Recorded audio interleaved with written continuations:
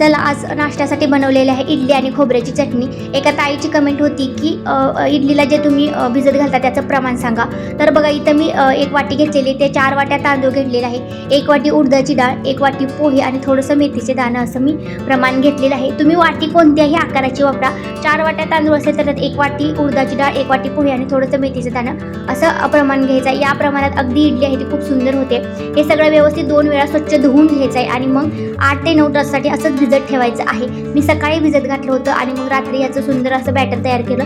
आता बॅटर करताना अगदी बारीक म्हणजे एकदम पेस्टसारखं याचं बारीक करायचं आहे, म्हणजे इडली आहे ते छान होईल। बघा दुसऱ्या दिवशी आंबवल्यानंतर इतकं सुंदर असं त्याचं बॅटर तयार झालेलं आहे, अगदी जाळीदार झालेलं आहे। यापासून इडली खूप सुंदर बनते। तुम्ही समोर बघू शकता इडली किती मऊ लुसलुशीत झालेली आहे।